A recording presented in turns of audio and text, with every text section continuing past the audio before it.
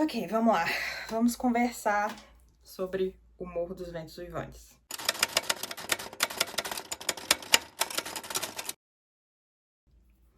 Tô nervosa pra fazer esse vídeo, mas acho que quando eu começar a falar, as coisas vão fluir. Tem um tempinho que eu queria fazer esse vídeo, como sempre, eu sempre demoro um pouquinho pra fazer as coisas. E eu quis fazer numa versão do Vamos Conversar pra poder ter espaço de falar sobre as coisas amplamente e abertamente. Porque, né, tem muita coisa pra dizer e eu acho que todos os vídeos de 3 minutos da internet eu tô fazendo o suficiente. Primeiro vamos começar do começo, o que é este vídeo? Eu não tô, de forma alguma, fazendo esse vídeo pra convencer ninguém a assistir o filme ou pra superar os problemas que tem com esse filme. De jeito nenhum. Eu tô fazendo esse vídeo porque, até do ponto de vista das pessoas que me seguem, das pessoas que me acompanham, elas querem entender por que que eu tô tão animada pra esse filme, por que que eu tô tão feliz com esse filme, digamos assim, quando grande parte do mundo literário tá criticando e tá recebeu ele de uma forma negativa. Eu quero falar, tipo, sobre mim, sobre as minhas opiniões, sobre o que me move, me atrai pra esse filme. Então, assim, se você discorda completamente, eu acho super válido. Se você acha que eu sou doida, perfeito. Esse vídeo aqui é para as pessoas que querem me entender, não pra convencer ninguém de que eu tô certa, digamos assim. Outra coisa que vocês podem perceber é que eu estou usando uma blusa com o nome da diretora. Então, nós temos uma fã da diretora no perfil. Pra quem me acompanha já deve saber, mas quem tá chegando agora e acabou esbarrando nesse vídeo, claramente eu sou fã da diretora, então vai ser um vídeo opinativo e um vídeo do meu ponto de vista no geral. E assim, o que eu tenho visto muito nas redes sociais que tem acontecido é que as pessoas elas vão fazer um vídeo sobre o livro ou sobre o filme, antes de terem assistido o filme sair, e elas automaticamente pegam pelo lado negativo. E quando você já se colocou na cabeça que você não vai gostar de uma coisa, automaticamente você não vai gostar dessa coisa. Eu falo isso porque eu sou assim com várias coisas. E não tem nada que possa ser feito em relação a isso. Mas o que eu tenho percebido é que às vezes as pessoas elas fazem um vídeo de 1 a 3 minutos falando sobre o que elas não gostam, e outras pessoas acabam se agarrando a isso como verdade absoluta. E eu tô vendo muita gente que não tinha lido o livro, que não tinha envolvimento nenhum com a história, que no máximo conhecia a história pelo que foi mencionado em Crepúsculo, e que automaticamente odeia e acha que essa adaptação não deveria existir nunca. Então, assim, muito do que eu vejo, às vezes, que me irrita da reação das pessoas, eu tenho que me lembrar que muitas vezes é uma pessoa que ela tá se baseando a partir das outras opiniões de outras pessoas e que o discurso da internet é esse. A gente não tem um espaço amplo o suficiente pra poder discutir todas as nuances e todas as coisas específicas. E eu gostaria muito que a gente tivesse um espaço pra conversar sobre todas as nuances e todos os sentidos, mas a gente não tem. E a gente não vai ter nesse vídeo, a gente não vai ter nenhum espaço na internet. Outra coisa que eu vou pontuar é que de jeito nenhum eu sou uma especialista em Emily Brontë. De jeito nenhum. Quando eu era criança, eu queria ser uma das irmãs Brontë, digamos assim. Quando eu era criança, porque eu li O Morro dos Ventos Uivantes pela primeira vez aos 13 anos. E eu, como uma criança que era apaixonada por literatura gótica e os dramas da literatura gótica, eu queria ser uma irmã Brontë. Meu sonho era escrever meu magnum opus e depois morrer de tuberculose. Eu fazia essa piadinha. E aí, mas não quer dizer que de forma nenhuma eu sou especialista na história das irmãs Brontë, de forma nenhuma. O que eu vou pontuar é que alguns dos especialistas, inclusive do museu que fica na casa das irmãs Brontë, cujo trabalho é 100% baseado na história das vidas delas, que influenciou e que trabalhou juntamente no filme. E que existem alguns aspectos do filme que eu acredito, não tendo assistido o filme ainda, isso é um ponto importante. Quando eu tô gravando isso aqui, eu não assisti o filme ainda, porque eu não tive essa oportunidade. Eu moro muito no interior da Bahia, e apesar de muita gente ter tido a oportunidade de assistir a pré-estreia, e muita gente, inclusive, que já passou os últimos 2 anos criticando o filme e tal, mas tinha um número de seguidores o suficiente, conseguiu ir na pré-estreia e assistir o filme. E eu não tive essa oportunidade porque, né, eu moro no fim do mundo. Mas eu não quero entrar nesse assunto porque senão eu vou ficar triste e brava. Mas, voltando. Não tendo assistido o filme, eu tenho teorias sobre alguns aspectos da adaptação que eu sei e que eu vi a partir de marketing, a partir de propagandas.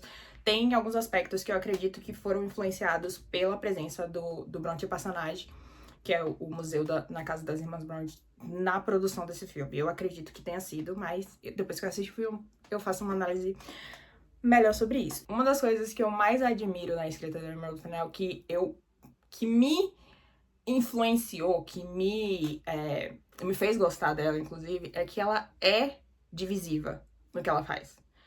E eu acho que nem é de forma tão intencional, digamos assim. Ela não tá escrevendo e criando pra necessariamente trazer essas reações nas pessoas. Eu acho que ela tá escrevendo uma história que ela sabe que vai ter certo impacto, mas ela acaba gerando essas reações profundas de ou a pessoa ama ou a pessoa odeia. Os motivos pra odiar, os motivos pra amar são vários, mas existe muito essa sensação de ou a pessoa amou ou a pessoa odiou. Ou a pessoa achou um saco, ou a pessoa achou chato, ou a pessoa achou um absurdo, ou a pessoa achou falho, ou a pessoa amou por uma série de motivos. É muito raro você ver no que diz assunto a Emerald essa reação de que, foi um filme. Foi um filme que eu assisti, foi um filme que existiu. É sempre essas reações de, ai meu Deus, eu odeio, eu vou passar 2 anos falando sobre o quanto eu odeio esse filme antes de eu assistir o filme. Ou eu amei, eu achei isso incrível, eu achei isso maravilhoso, tudo que sair sobre esse filme eu vou me apaixonar automaticamente. Mas tem alguns pontos que ela trouxe que eu vou falar sobre aqui, que orientam, digamos assim, a minha opinião sobre esse filme. A primeira coisa é que se você assistiu a minha resenha de Saltburn 2 anos atrás, você já sabe exatamente a minha opinião sobre esse filme. Porque nada mudou em relação ao que eu falei na época. O cast da adaptação que ela vai fazer de Morro dos Ventos Vivantes. A minha opinião é bem simples.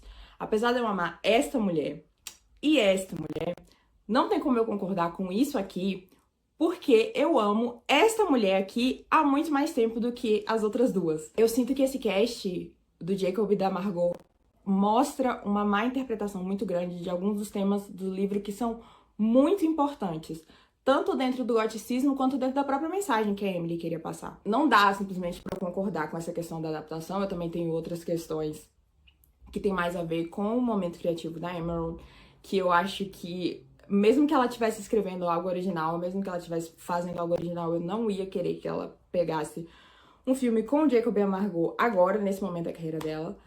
Mas eu também quero que ela dirija a Margot um dia, então eu vou aproveitar esse momento como uma oportunidade para ver o que ela vai fazer. E isso também tem a ver com a minha opinião sobre o que são adaptações, porque apesar de realmente existirem muitas adaptações de muitas histórias que desconsideram ou interpretam de uma forma incorreta alguns dos temas muito importantes do texto original, eu não acredito que nenhuma adaptação tenha a capacidade de estragar o texto original. As pessoas falam, estragou meu livro preferido, estragou minha história. Nenhuma adaptação tem esse poder, porque o texto original, ele sempre vai existir, ele sempre vai ser importante. Olha que linda essa edição que eu tenho. Essa história que é contada aqui, ela sempre vai existir, independente da adaptação. E o Morro dos Ventos Vivantes já tem dezenas de adaptações. Então, assim, mesmo existindo várias adaptações, nenhuma adaptação estragou o texto original, independente de qualquer problema que ela tem. Eu escolho ver cada adaptação como uma nova oportunidade, uma nova interpretação, uma nova perspectiva sobre uma história, porque cada pessoa ela vai ler uma história e vai interpretar de uma forma diferente. É verdade que muitas vezes chega a ser uma falta de interpretação de texto, o que algumas adaptações fazem, mas ainda assim essas adaptações não têm a capacidade de estragar a história original, porque a história original ela sempre vai existir. E assim, histórias como que são de domínio público, como o Morro dos Ventos Vivantes, se eu quiser eu mesma faço uma adaptação, entendeu? A importância da história pra mim, ela sempre vai existir. E eu tô escolhendo ver essa adaptação como algo novo, entendeu? Só que ao mesmo tempo, eu sinto que quando foi anunciado que a Emerald, que é a minha diretora preferida, ia fazer uma adaptação de um dos meus livros preferidos, e que são importantes pra mim por causa do movimento gótico, e que eu imediatamente associei com Saltburn, eu vou falar sobre isso aqui na resenha, eu fiquei extremamente decepcionada pelo fato de que esse cast, ele tá indo por um caminho que não é o que eu esperava, entendeu? Eu senti que essa adaptação, ela tinha o poder de fazer algo muito bonito, algo muito legal, mas o cast já me fez voltar assim e falar, vamos diminuir as expectativas. Mas, enquanto o Morro dos Ventos Vivantes não sai pra eu poder discutir, eu ainda tenho a mesmíssima opinião. Na época eu falei que, apesar de eu amar muito a Emerald, de eu amar muito a Margot, que eu amava a Emily Bronte há mais tempo. E que, por isso, eu não concordava com o elenco. E eu ainda não concordo. Não seriam as escolhas que eu faria, digamos assim. E é óbvio que tem a crítica de que mudou completamente as aparências dos personagens e como as aparências dos personagens se comunicam com a história. E, ao mesmo tempo, eu falei que eu, naquele momento, iria tratar a história como uma história original. Eu falei isso em 2024 e agora em 2026, quase 2 anos depois, a minha opinião ainda é a mesma. Eu trato como uma história original. E muitos outros fãs da Emerald com quem eu conversei tinham essa mesma sensação de que deveria ser uma história original, que ela não deveria usar tanto o nome de O Morro dos Ventos Uivantes, não por causa das alterações que ela fez, mas porque ela poderia trazer histórias originais. Ao mesmo tempo, a gente entende que ter o nome de O Morro dos Ventos Uivantes atrás vende, e vende fácil e vende rápido. Existe esse aspecto da gente observar a indústria como um mercado, e por causa disso, o teu título de O Morro dos Ventos Uivantes atrai. E ao mesmo tempo a gente vê que ela colocou as aspas ali de uma forma que chamava atenção no título, justamente para destacar que não é o Morro dos Ventos Uivantes, é o Morro dos Ventos Uivantes. Não é o livro que eu li, é o livro que ela leu. Porque cada um lê livros de formas diferentes e cada um interpreta as histórias de forma diferente. E o que ela quis trazer é justamente o fato de que é a história que ela leu e que ela queria transmitir para as pessoas a história que ela sentiu. O que ela falou é que ela queria, com esse filme, trazer para as pessoas as sensações que ela teve quando ela leu o livro. E cada pessoa que vai ler o livro vai sentir de uma forma diferente. Aí eu vi muita gente falando, então uma fanfic da história. No sentido do que você interpreta como fanfic. Qual a diferença entre uma fanfic e uma releitura? Quem possui os direitos da história. Você pode pegar qualquer livro de domínio público e reescrever 1000 vezes. Quantas vezes as pessoas já fizeram isso com Romeu e Julieta, com Hamlet, com Drácula, com Frankenstein, com tantas histórias, com Dom Casmurro, com tantas histórias que são de domínio público, elas vão, reescrevem e fazem releituras, porque elas têm essa liberdade. Já se você for tentar fazer isso com uma história que ainda tem direito autoral, tipo, sei lá, Crepúsculo, você não pode fazer como uma fanfic, mesmo sendo uma fanfic, porque a história possui direito autoral. E é assim que surgiu o 50 Tons de Cinza. 50 Tons de Cinza não poderia se chamar Crepúsculo hoje em dia. Mas depois que a Stephenie Meyer morrer e se passar 70 anos, qualquer pessoa vai poder lançar um filme chamado Crepúsculo, contando basicamente a mesma história com algumas coisas mudadas. É essa a questão. A diferença entre uma fanfic e uma releitura é quem possui o direito autoral. Porque sem o direito autoral, você pode vender, você pode lucrar, você pode fazer o que você quiser. Com o direito autoral, você não pode fazer nada disso com uma fanfic. Então, O Morro dos Ventos Uivantes é uma fanfic? É. E eu vi muita gente falando, por que ela não lançou como uma história original, inspirada por O Morro dos Ventos Uivantes? Mas ela fez isso. Ela falou que era baseado, ela colocou as aspas, ela falou em entrevistas. Porém, o título O Morro dos Ventos Uivantes está aberto a quem quiser usar. E ele vende. Ele vende. E ele não vende só o filme, não. Ele vende os livros também.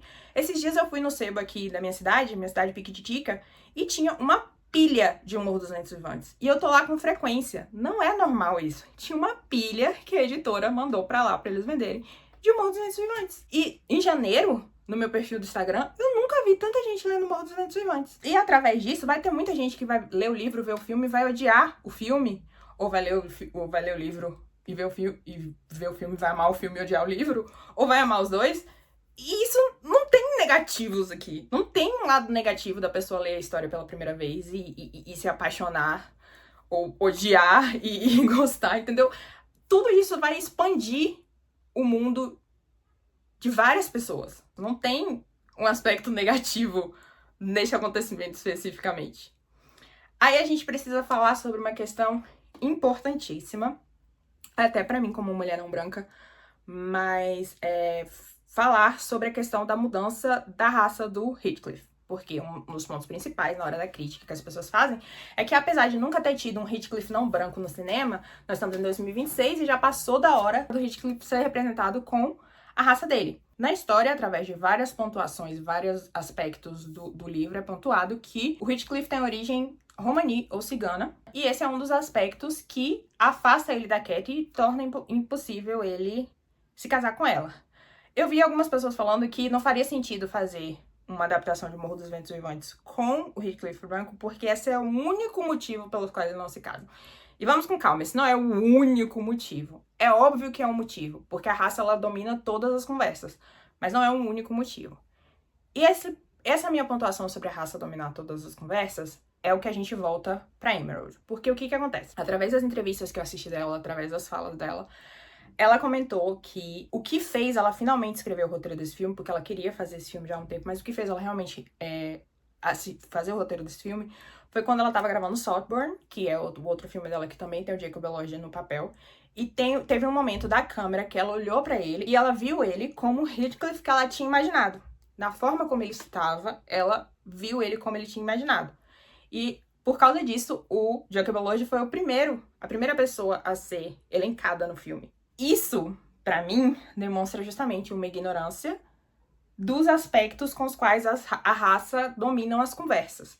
E aí a gente entra no aspecto de que é uma mulher branca, britânica, de alta classe, ela fez escola no mesmo lugar que a Princesa de Gales, ela é afilhada do Andrew Lloyd Webber, ela é uma mulher branca, rica e cheia da grana. Então o fato dela não ter, na leitura dela do livro, porque é justamente isso, ela olhou pro Jacob Elordi e ela viu o Heathcliff. Isso quer dizer que na cabeça dela ela imaginava o Heathcliff sem as questões de racialização. Então é uma questão justamente de insensibilidade racial, do meu ponto de vista. E porque, pra mim, não é que isso não afete a minha experiência com o filme. É porque eu acho que as minhas expectativas em relação a ela e a outras pessoas que eu sou fã estão equilibradas no sentido do que ela vai entregar. Porque é tipo você ser fã da Taylor Swift e esperar ver ela em um protesto do ICE. Não vai rolar. E eu acredito que, assim, existe a diferença entre você desracializar um personagem de uma forma intencional, violenta e realmente pra criar essa bastardização da história, o que tem rolado muito no universo literário, inclusive nos últimos meses tinha uma ilustradora maluca aí que tava pegando personagens negros e deixando brancos, de forma intencional, de forma violenta. E existe a insensibilidade de você estar lendo um personagem e não perceber ele como uma pessoa racializada. Então, pra mim, eu acredito que existe essa diferença.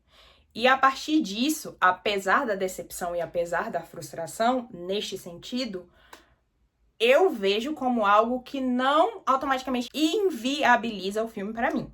Porém, claro, eu respeito todas as pessoas que não vão assistir o filme por causa disso. E assim, eu sou uma pessoa que eu costumo ver as coisas muito no branco, muito preto no branco, e eu tô tentando sensibilizar essa minha visão. Tendo dito isso, retornando ao fato de que a gente nunca teve um Heathcliff não branco, a Emerald não seria a diretora escolhida pra fazer o primeiro filme com um Heathcliff não branco. Eu gostaria que fosse uma diretora romani, uma diretora cigana, falando a partir disso. A Emerald não seria a minha primeira escolha para trazer um Heathcliff não branco.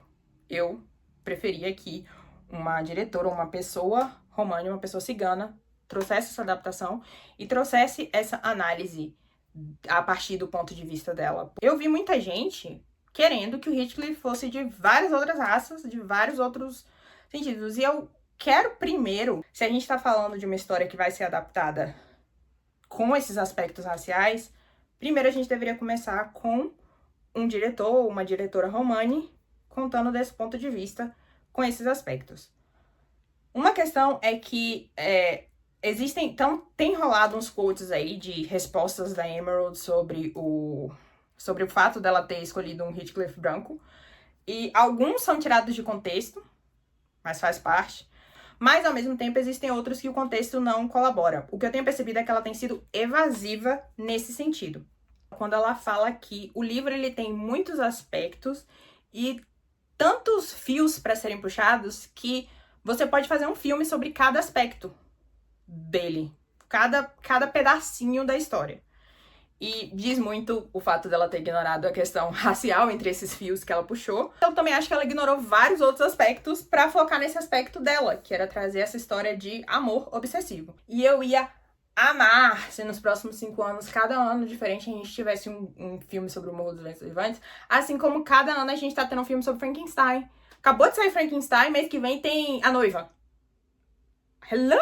A gente teve Frankenstein com Guillermo del Toro, trazendo o Oscar Isaac, e a gente vai ter A Noiva com a Jessie Buckley e dirigido pela Maggie Gyllenhaal. Meu sonho para o Morro dos Ventos Vivantes é isso, porque a gente tá livre pra quem quiser adaptar. E cada um pode trazer uma história em uma versão diferente. E eu senti muito que as pessoas bateram, ai meu Deus, a adaptação estragou, não sei o quê. Gente, não é igual a Netflix comprar o direito de um filme. Tipo, a Netflix comprou os Sete Maridos de Evelyn Hugo, então nenhum outro estúdio pode fazer filmes ou séries de Os Sete Maridos de Evelyn Hugo. Não é assim. Morro dos Ventos Vivantes, qualquer um pode fazer o filme em qualquer momento. E eu quero que façam. Finalizando essa questão sobre o ponto de vista racial, como eu falei no começo, eu acho que a gente não tem espaço suficiente aqui para poder conversar sobre todos esses aspectos da questão racial do Heathcliff. Eu gostaria muito que a gente tivesse, porque eu queria até, e isso na verdade eu pedindo uma recomendação, se alguém souber, fale sobre isso, eu queria até uma análise que envolvesse a própria identidade da Emily meio irlandesa, porque, pra quem não sabe, a família Bronte, ela era irlandesa, ela se mudou pra Inglaterra e anglicanizou, não, francesou o próprio nome, porque não era originalmente assim. O pai da Emily era irlandês e ele já alterou o negócio. Eu queria entender todos esses formatos e todos esses aspectos. Seria muito legal ter uma conversa com a Emily Bronte sobre o Morro dos Ventos Vivantes, mas, né, ela morreu logo depois que ela lançou o livro, então não faço assim. Eu acho até engraçado quando as pessoas falam assim, a Emily Bronte teria uma opinião assim, assada sobre isso. A menos que seja, assim, um especialista, uma pessoa que realmente saiba muito. Porque existem acadêmicos que se especializam na vida das irmãs Bronte, ou até especificamente na Emily. A menos que seja uma pessoa falando sobre isso, eu fico tipo, vocês têm certeza que a Emily Bronte estaria nessa situação? Porque a Emily Bronte é uma pessoa complexa, entendeu? Mas enfim, voltando. Eu queria que a gente tivesse espaço para poder discutir todas as questões do livro como um todo. As redes sociais, elas são aquilo que o povo chama de turn-based combat. Vai ser a minha vez de falar alguma coisa, depois vai ser a sua vez de falar alguma coisa, e a gente vai... Se a gente já discorda do começo, a gente não vai chegar a uma conclusão total. Então eu acredito que aqui não é o lugar apropriado pra gente ter essas discussões, e eu gostaria que a gente tivesse um lugar melhor pra ter essas discussões. Tipo, que fosse realmente melhor. Porque ultimamente eu já... Assim, no começo eu era um pouco reativa em relação ao filme e algumas perspectivas que as pessoas têm sobre o livro também. Eu era um pouco combativa e reativa em relação a isso. Mas, hoje em dia, eu só percebo que eu e a pessoa, nós temos opiniões diferentes e é sobre. No máximo que eu vou fazer é deixar de seguir ou, a depender do conteúdo, bloquear, porque eu não estou afim de interagir com essa situação. Mas é isso.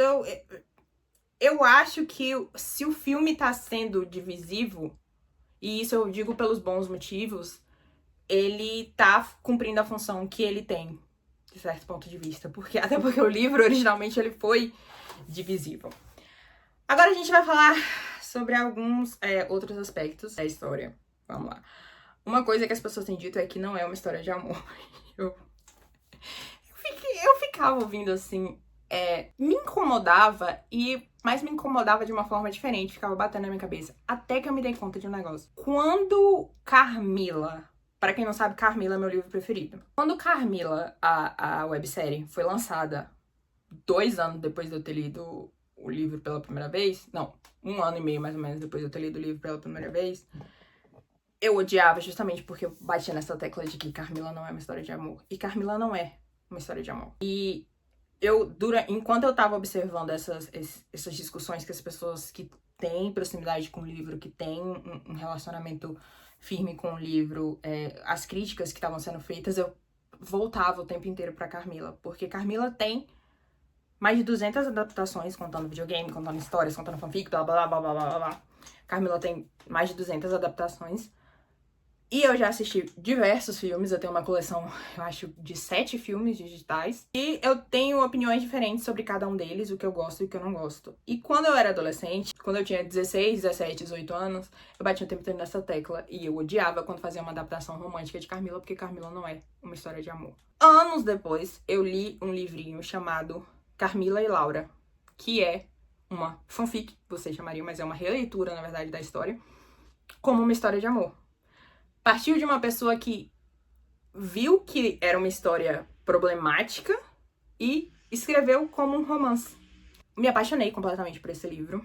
Ele tá disponível no Kindle Unlimited, ele é lindo. E ele foi escrito justamente por uma pessoa que ama a história original, mas entende que as coisas que acontecem nele não completam uma história de amor por si só. Então é de uma pessoa que amor, que viu algo romântico e viu algo encantador ali, e escreveu algo a partir do que ela sentiu. E eu acho que o Morro dos Ventos Vivantes vai ser justamente esse ponto de vista pra mim, tendo ouvido tudo que a Emerald já falou sobre o livro O Morro dos Ventos Vivantes. Vai ser justamente uma história de uma pessoa que leu a história original e que tinha desejos sobre o que aconteceriam a esses personagens e fez algo sobre esses desejos. Escreveu algo que preenchia esses desejos, que completava esses desejos. E, assim, criou o filme. Então, do meu ponto de vista, vai ser a mesma coisa. Ah, mas o marketing do filme tá falando o tempo inteiro, baseado na maior história de amor de todos os tempos. A função do marketing é vender, gente. Eu não posso fazer nada pra vocês. O filme ele tá saindo no Dia dos Namorados americano. É pra ele ser assistido dessa forma. E o filme ele vai vender. O filme é uma história de amor. O livro, a gente pode ter 50 milhões de discussões sobre isso. E, inclusive, uma das discussões que eu posso começar aqui é o fato de que muita gente trata o Heathcliff como se ele fosse o herói da história. Existe uma diferença entre protagonista e herói. Ele é o protagonista, mas ele é o vilão. E quando a gente pensa um pouco sobre o fato de... E isso, novamente, não tendo assistido o filme, eu não sei qual foi a intenção por trás disso, mas eu vi muita gente falando o fato de que os atores que fazem o Edgar e a Isabella parecem muito mais com as descrições do Heathcliff e da Cat do que a Margot e o Jacob. Inclusive, por um tempo, a gente tinha a teoria de que, na verdade, eram invertidos os papéis e que eles tinham divulgado de forma alterada para poder vender o filme. Inclusive, isso é um ponto que eu quero pontuar. Eu falei sobre a questão da insensitividade racial e eu sei que muita gente vai pontuar o fato de que teve 2 anos entre o filme ser anunciado com o Jacob Elordi no papel e o filme ser lançado, e que ela poderia ter trocado o Jacob Elordi. Mas depois que o filme foi vendido para Warner Bros., não tinha a mínima condição, porque não tem como você vender um filme para um estúdio dizendo vai ser esse ator e trocar o ator. Infelizmente, a partir do momento que foi anunciado, o Jacob era o Heathcliff.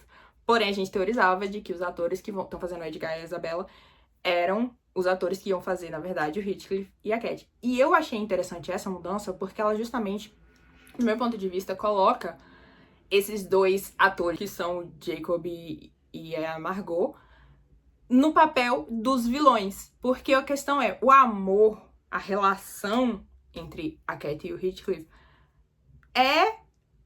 não é só o principal conflito da história, é o catalisador de todas as desgraças que acontecem na história.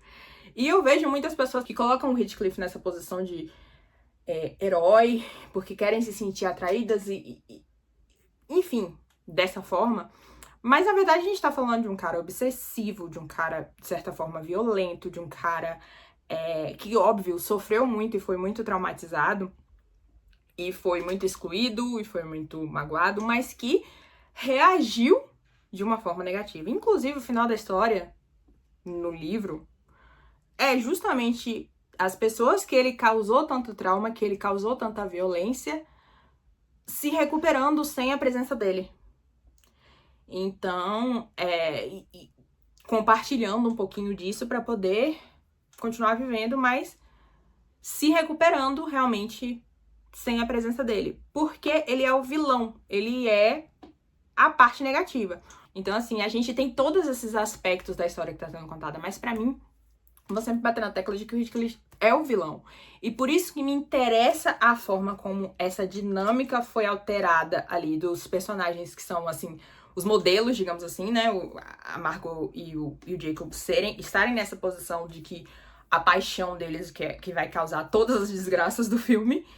E os atores que sofrem na mão deles serem mais parecidos com justamente o Heathcliff e a Cat. Então é algo que me interessa, não tendo assistido o filme e não sabendo se esse posicionamento vai ser explorado de forma nenhuma. É uma coisa da minha cabeça, é uma coisa que talvez eu faria, mas não necessariamente é uma coisa que a Emerald vai fazer. É isso de que, em relação a não ser uma história de amor, uma história que não é uma história de amor, e A maioria dos livros góticos não é. Porém, a maioria dos livros góticos já foram adaptados para histórias românticas. Drácula? Frankenstein? Carmila? O vampiro? Ué, o vampiro talvez não. Todos os outros. É comum uma história gótica, uma história que é de violência, uma história que é de medo, uma história que é de muitos aspectos assim, serem adaptadas para romances e serem lidas como romances. Entendeu? Você pode perfeitamente, hoje em dia eu digo isso, mas quando eu tinha 18 anos, meu filho, eu daria uma voadora na cara. Ler Carmila e ver como uma grande história de amor entre duas mulheres que foram separadas pelas convenções da época. Mas, na verdade, escrito como o Le Fanu estava escrevendo, é uma história de uma jovem que, por estar vulnerável e isolada do mundo, é atacada e seduzida por um monstro. E, até falando em aspectos raciais, existem pessoas que já leram Carmila uma ou duas vezes que não vão perceber o fato de que a Carmila tinha escravos. Até talvez pela tradução da história.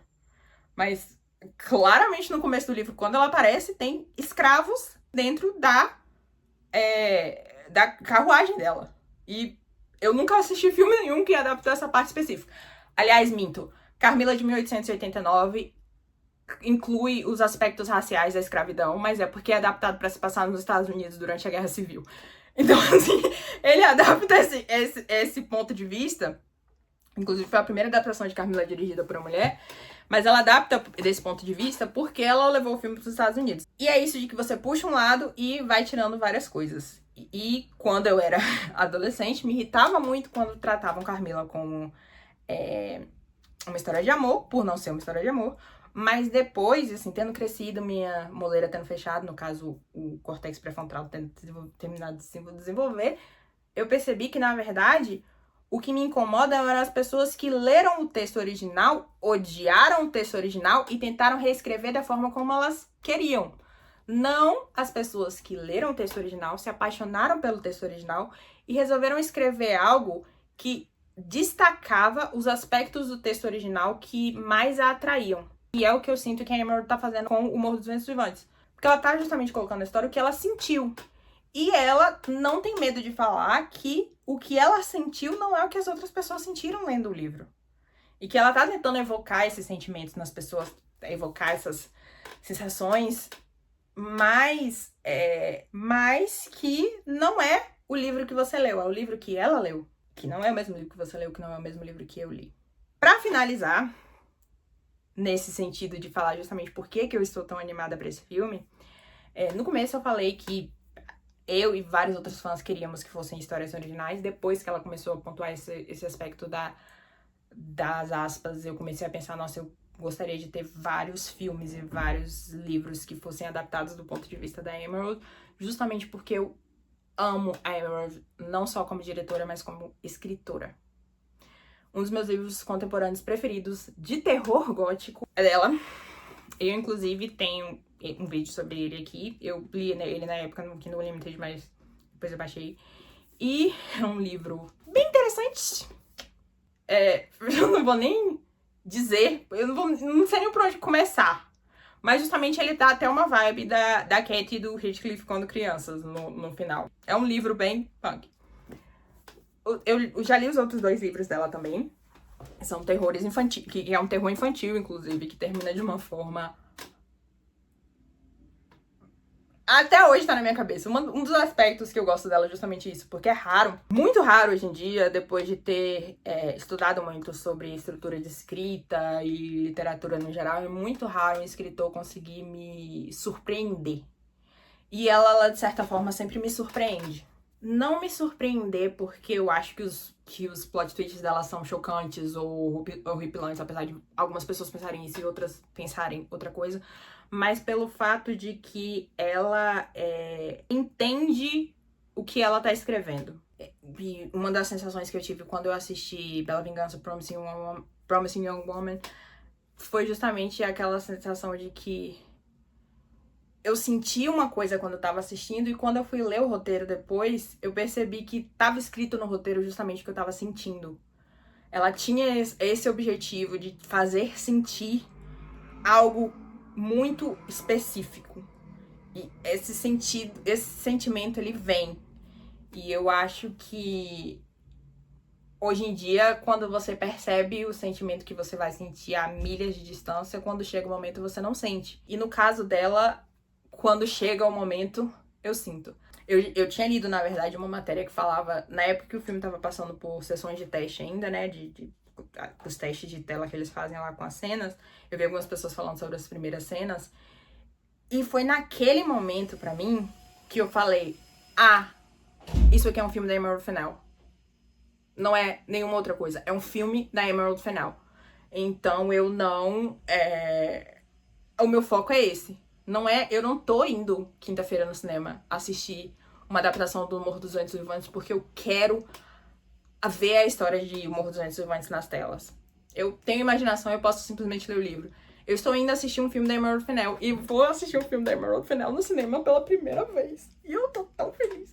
Por isso que eu tava tirando foto com os pôsteres, por isso que eu tava tão feliz, porque com Saltburn eu sofri tanto pelo fato de que eu tive que assistir esse filme uma sessão online, 2 horas da manhã, porque todo mundo já tinha assistido, todo mundo tava dando spoiler, e tipo, foi a única oportunidade que eu tive de assistir. Com o Morro dos Ventos Vivantes, eu vou poder assistir numa sala de cinema próximo ao meu aniversário, tipo, presenciando realmente da forma como ela queria que fosse presenciada. E talvez por isso eu fiquei frustrada e triste que tantos influencers e tantas pessoas tiveram a oportunidade de assistir o filme antes, sabendo que eu saí de lá odiando, quando eu, tipo, é a minha diretora preferida e é um filme pelo qual eu esperei tanto, não por ser o Morro dos Ventos Vivantes, mas por ser um filme da Emerald Fennell. E eu só vou conseguir assistir na estreia. Pelo menos eu vou conseguir assistir na estreia. E é isso. Eu acho que eu preenchi todas as questões, todas as opiniões. Como eu falei, a Emerald é uma das minhas escritoras preferidas e eu amo a forma como ela escreve, eu amo a forma como ela traz a história dela. Claro que muita gente discorda, claro que muita gente fala muita coisa, mas eu não tô aqui pra discordar, eu não tô aqui pra mudar a cabeça de ninguém, eu não tô aqui pra dizer que ninguém tá certo, ninguém tá errado. Eu tô aqui pra compartilhar com vocês como eu me sinto sobre essa situação. E é isso, foi esse o nosso Vamos Conversar sobre esse filme. Eu resolvi colocar como Vamos Conversar porque não é uma resenha, não é um vídeo falando sobre o filme, é um vídeo falando sobre o filme antes do filme ter saído, falando sobre vários aspectos do filme, tipo, antes da hora. Assim que eu assistir o filme, eu provavelmente vou fazer um vlog de cinema. E assim que eu fizer o filme também eu trago minhas primeiras impressões e talvez uma resenha mais aprofundada. Mas é isso, um beijo e até o próximo vídeo.